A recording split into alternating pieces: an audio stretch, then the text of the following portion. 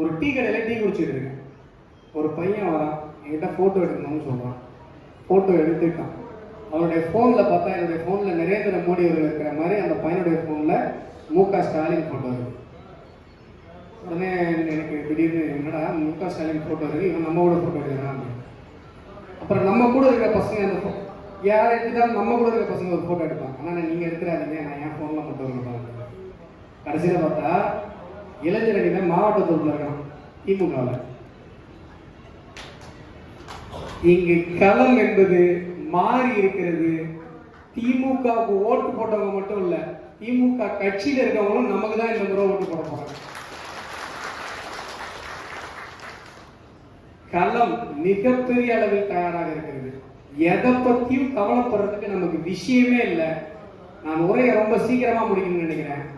ஏன்னா அடுத்த செயல் வீரர் கூட்டம் இருக்கிறது, 2 செயல் வீரர் கூட்டம் இருக்கு.